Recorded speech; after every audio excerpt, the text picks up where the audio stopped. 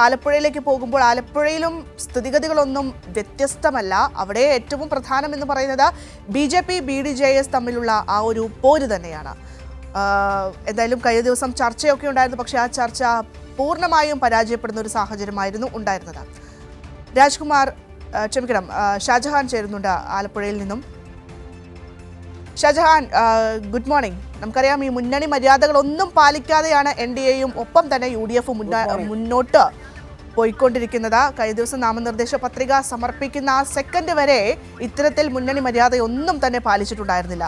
ഇപ്പോൾ BJP BDJS തമ്മിലുള്ള തർക്കം അത് അങ്ങനെ രൂക്ഷമായി നിലനിൽക്കുന്ന ഒരു സാഹചര്യം തന്നെയാണുള്ളത്. ചർച്ചകളൊക്കെ തന്നെ പരാജയപ്പെടുന്ന ഒരു സാഹചര്യം. എങ്ങനെയാണ് സമഗ്ര വിവരങ്ങൾ?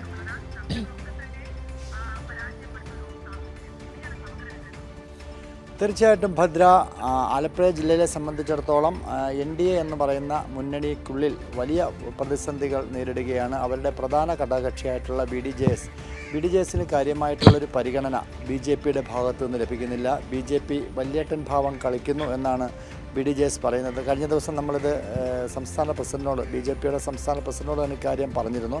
അങ്ങനെ ഒരു വല്യേട്ടൻ മനോഭാവമൊന്നും BJPക്ക് ഇല്ല എന്ന് പറയുമ്പോൾ പോലും ഏതാണ്ട് ആലപ്പുഴ ജില്ലയിൽ മൊത്തം നമ്മൾ പരിശോധിച്ചാൽ 100 സീറ്റുകളിൽ ഇപ്പോൾ മത്സരിക്കുന്നത് BDJSും NDAയും കൂടിയാണ്. ഇത്തരത്തിൽ NDA നിർത്തിയ സ്ഥാനാർത്ഥികൾക്ക് ബദലായിട്ട് BDJSും സ്ഥാനാർത്ഥികളെ നിർത്തിയിട്ടുണ്ട്. അത് പരിഹരിക്കുന്നതിന് വേണ്ടിയാണ് തുഷാർ വെള്ളാപ്പള്ളിയും BJP സംസ്ഥാന അധ്യക്ഷനും കൂടി ചേർന്നുകൊണ്ട് കഴിഞ്ഞ ദിവസം യോഗം ചേർന്നത്. പക്ഷേ ഈ യോഗത്തിലൊന്നും തന്നെ കാര്യമായ ഒരു തീരുമാനവും ഉണ്ടായില്ല. ഏതായാലും 2 ദിവസം കൂടെ കഴിയുമ്പോൾ സീറ്റുകൾ ആര് പിൻവലിക്കും, അത്തരമൊരു സമ്മർദ്ദം സ്വാഭാവികമായിട്ടും BDJSൻ്റെ മുകളിലേക്ക് വന്നേക്കാം. കാര്യം നിലവിലുള്ള സ്ഥാനാർത്ഥികൾ, BDJSൻ്റെ സ്ഥാനാർത്ഥികൾ അവരുടെ പത്രിക പിൻവലിക്കുക എന്നുള്ളത്. പക്ഷേ പത്രിക പിൻവലിച്ചുകൊണ്ട് അവർക്ക് വഴങ്ങിക്കൊടുക്കുന്ന ഒരു സമീപനത്തിലേക്ക് പോകില്ല എന്ന് തന്നെയാണ് BDJS നേതാക്കൾ പറയുന്നത്. ഇപ്പോൾ തന്നെ ചേർത്തലയിലായാലും അതോടൊപ്പം തന്നെ ചേർത്തല നഗരസഭയിലും പഞ്ചായത്തിലും ഒക്കെ തന്നെ BJPക്ക് സ്വാധീനമുള്ള A ക്ലാസ് മണ്ഡലം എന്നൊക്കെ തന്നെ വിശേഷിപ്പിച്ചിരുന്ന മണ്ഡലമാണ്. അവിടെ പല സ്ഥലങ്ങളിലും ഏതാണ്ട് 8-10 സ്ഥലങ്ങളിൽ BJP സ്ഥാനാർത്ഥികളെ നിർത്തിയിട്ടില്ല, NDA സ്ഥാനാർത്ഥികളെ നിർത്തിയിട്ടില്ല. കഴിഞ്ഞ തവണ വലിയ രീതിയിൽ മുന്നേറ്റം നടത്തിയ പല വാർഡുകളിലും BJPക്ക് ഇത്തവണ സ്ഥാനാർത്ഥി പോലുമില്ല. അതിന് 2 കാര്യങ്ങളുണ്ട്. ഒന്ന് UDFും അല്ലെങ്കിൽ കോൺഗ്രസുമായിട്ടുള്ളൊരു ഒത്തുകളി. കാര്യം ആലപ്പുഴ നഗരസഭയിലും അത് പ്രകടമാണ്. ദുർബലരായ സ്ഥാനാർത്ഥികളെ നിർത്തി കോൺഗ്രസിനെ ജയിപ്പിക്കാൻ നിൽക്കുന്നു. അതോടൊപ്പം തന്നെ NDAക്ക് സാധ്യതയുള്ളിടത്ത് കോൺഗ്രസ് അല്ലെങ്കിൽ UDF ദുർബലരായിട്ടുള്ള സ്ഥാനാർത്ഥികളെ നിർത്തുന്നു. ഇങ്ങനെ പരസ്പരം 2 കൂട്ടരും എങ്ങനെയെങ്കിലും LDFനെ തോൽപ്പിക്കുക എന്നൊരു ചിന്താഗതിയിലൂടെ മുന്നോട്ട് പോകുന്ന കാഴ്ചയാണ് കാണാൻ സാധിക്കുന്നത്. അതോടൊപ്പം തന്നെ UDFിൻ്റെ ഘടകകക്ഷിയായിട്ടുള്ള മുസ്ലിം ലീഗിനുള്ളിലും കടുത്ത അമർഷമുണ്ട്. ആലപ്പുഴ ജില്ലയിൽ ജില്ലാ പഞ്ചായത്ത് ഡിവിഷൻ അടക്കം 4 ഇടങ്ങളിലാണ് ലീഗിൻ്റെ സ്ഥാനാർത്ഥികൾ കോൺഗ്രസിനെതിരെ മത്സരിക്കുന്നത്.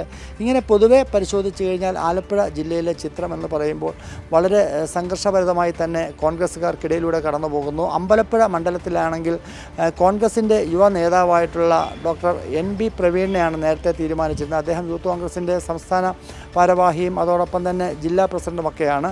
മത്സ്യത്തൊഴിലാളി കോൺഗ്രസിൻ്റെ സംസ്ഥാന ഭാരവാഹി കൂടിയാണ്. ഇങ്ങനെ പല മേഖലകളിൽ പ്രവർത്തിച്ചു വരുന്ന അദ്ദേഹത്തിന് സീറ്റ് നൽകാതെ ഒടുവിൽ അദ്ദേഹത്തെ ഇറക്കി വിടുകയായിരുന്നു. അദ്ദേഹം ഉടൻ തന്നെ ഫേസ്ബുക്ക് പോസ്റ്റ് ഇട്ടത് അദ്ദേഹത്തിന് കഴിഞ്ഞ മാസങ്ങൾക്ക് മുൻപ് ഉണ്ടായ പോലീസ് മർദ്ദനം, ക്രൂരമായ മർദ്ദനത്തിൽ വളരെ കേരളം മൊത്തം ചർച്ച ചെയ്യപ്പെട്ടതാണ്. അങ്ങനെ മർദ്ദനമുണ്ടായ KC വേണുഗോപാലും അതോടൊപ്പം തന്നെ കേരളത്തിലെ എല്ലാ നേതാക്കളും വന്ന് അദ്ദേഹത്തെ സന്ദർശിക്കുന്ന ഒരു സാഹചര്യമുണ്ടായി. അങ്ങനെ ക്രൂരമായ മർദ്ദനത്തിന് ഇരയായ അദ്ദേഹത്തിന് ആ സമയത്ത് ഉള്ള മർദ്ദനത്തിനേക്കാൾ വേദനയാണ് തനിക്ക് സീറ്റ് നിഷേധിച്ചപ്പോൾ ഉണ്ടായത് എന്ന് അദ്ദേഹം ഫേസ്ബുക്കിൽ പങ്കുവയ്ക്കുകയൊക്കെ ചെയ്തു. ഇങ്ങനെ വളരെയധികം പ്രതിസന്ധി ഘട്ടങ്ങളിലൂടെ കോൺഗ്രസ് ആലപ്പുഴ ജില്ലയിൽ കടന്നു പോകുന്നു. കൃത്യമായിട്ട് സ്ഥാനാർത്ഥികളെ നിശ്ചയിക്കാനായിട്ട് DCC നേതൃത്വത്തിന് കഴിയാതെ വന്നതോടുകൂടി കഴിഞ്ഞ ദിവസം KPCC പ്രസിഡൻ്റാണ് ആലപ്പുഴയിലെ 3-4 ജില്ലാ പഞ്ചായത്ത് ഡിവിഷനുകളിൽ സ്ഥാനാർത്ഥികളെ പ്രഖ്യാപിച്ച അങ്ങനെ ഒരു സാഹചര്യം കൂടി ആലപ്പുഴയിൽ വന്നു. അതിൻ്റെ പ്രധാന കാരണം നേതാക്കളുടെ ജില്ലയാണ് ആലപ്പുഴ. KC Venugopal, Ramesh Chennithala, Vayalar Ravi, AK Antony. അപ്പോൾ അവിടെ ഒരു DCC പ്രസിഡന്റിന് പരിമിതികളുണ്ട്, നേതാക്കൾ പറയുമ്പോൾ പരിമിതികളുണ്ട്. ഒടുവിൽ തീരുമാനമെടുക്കാൻ KPCCക്ക് വിടേണ്ട ഒരു സാഹചര്യം ആലപ്പുഴ ജില്ലയിലുണ്ടായി. അങ്ങനെ വളരെയധികം ഇപ്പോൾ പരസ്പരം സ്ഥാനാർത്ഥികളായവരെ മാറ്റിയിട്ട് പുതിയ സ്ഥാനാർത്ഥി വരുന്നു. കായംകുളത്തൊരു കോൺഗ്രസിൻ്റെ നേതാവ് കഴിഞ്ഞ ദിവസം ആത്മഹത്യയ്ക്ക് ശ്രമിച്ചു. ഇങ്ങനെ വളരെയധികം പ്രശ്നങ്ങൾക്കിടയിലൂടെയാണ് സ്ഥാനാർത്ഥി പ്രഖ്യാപനം ഇന്നലെ വൈകിട്ട് 3 മണിയോടുകൂടി പൂർത്തിയായത്. അതെ, വ്യക്തമാണ്. ഷാജഹാനാണ് ആലപ്പുഴയിലെ തെരഞ്ഞെടുപ്പ് വിശേഷങ്ങളുമായി നമ്മോടൊപ്പം ചേർന്നത്.